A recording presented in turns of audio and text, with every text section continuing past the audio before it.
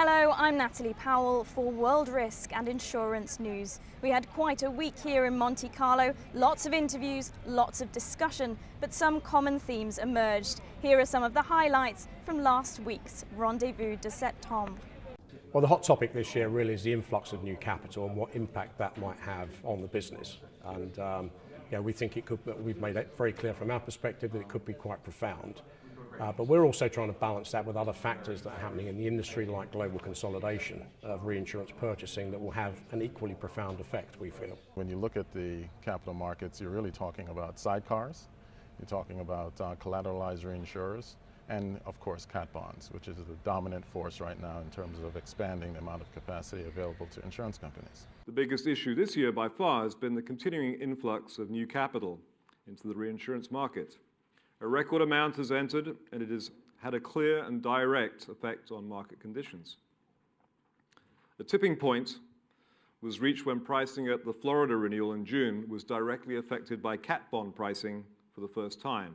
In addition to the fundamental benefits of collateralized reinsurance, multi-year deals, the flexibility that has been available in cat bonds is a trend that we will continue to see.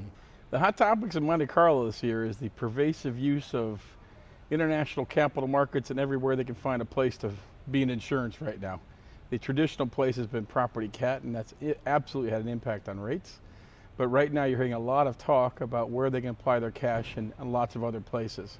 And that's definitely giving lots of folks concern, because ultimately you could see the possibility of the reinsurers and insurers being bypassed by the capital markets into the direct user at the end of the day, which would be the client. Score, French as we know, so a lovely bit of Gallic laissez-faire from Victor Panier this morning, who was turning around saying, well look, we saw the cat bonds come in 10 years ago, yeah they stayed, but they're not they're nowhere near the same size or impact that we were being given by the brokers, who obviously have a vested interest in actually constructing these. 2007, the same proportion of alternative capital was available than in 2030. It was less a subject in 2007, but it's nice to remember that actually it's not as exceptional as it appears to be in the streets of Monte Carlo this year. When you think of the pension funds and the hedge funds and the amount of capacity and capital that they have, they're allocating, even though $45 billion is a lot of money, it's still a relatively small bet for them. So there's no question at some point there will be a loss, but I think that if and when that happens, the losses will be manageable. And I think that they're looking to the post-loss dynamics, the opportunities that that's going to present. And I would imagine that that capacity would stay for that post-event opportunity and maybe come in a larger way post-event.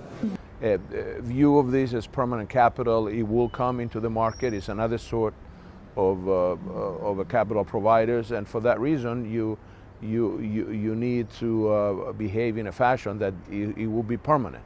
Munich Re are leading the charge for the reinsurance underwriters to turn around and say, to be quite honest, yeah, we're quite happy that there's new capacity in there, but let's be fair on it, that the traditional reinsurers are here, we're here to stay, and they're turning around and saying that actually we are still the better bet for the market. As there is increasing pressure on the business models of reinsurers, they're going to need to want to own the risk even more.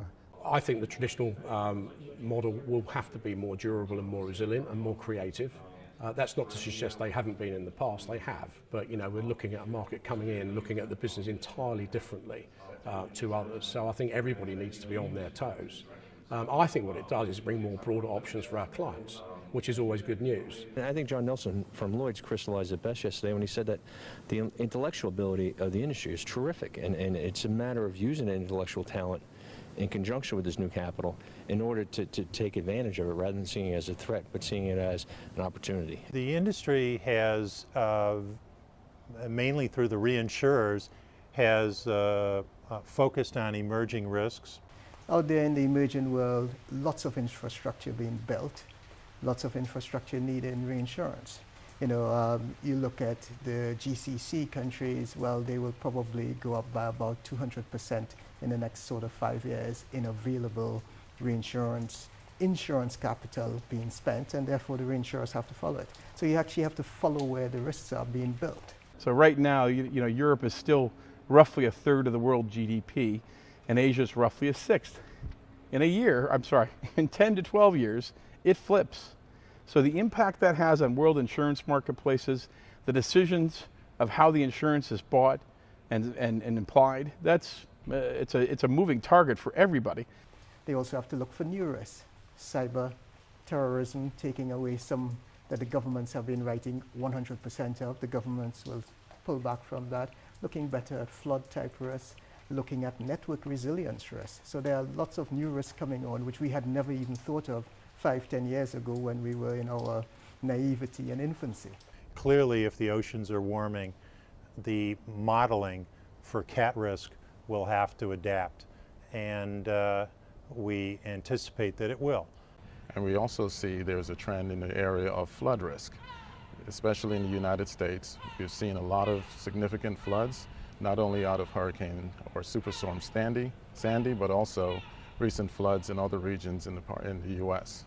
And that flood risk really does require a partnering between the government and the private market, and we do think that there is going to be a trend towards privatization of flood risk in the near future. Trends in the next 6 to 12 months, I see an ongoing influx of capital, which is going to continue, if you will, a brainstorming of innovation. And there's a lot of ways innovation could take place. New regions, a discussion of what is needed to enter new regions, new indices potentially, discussions of new cedents coming to the market, perhaps even using state and peril-based transactions instead of broader transactions. If you'd like to see more of our coverage of the Monte Carlo Rendez-Vous de Septembre, visit our on-demand library and be sure to join us next time for more world risk and insurance news right here on RIN TV. We'd like to thank our sponsors and advertisers for their support of RIN TV's coverage of the Rendezvous in Monte Carlo.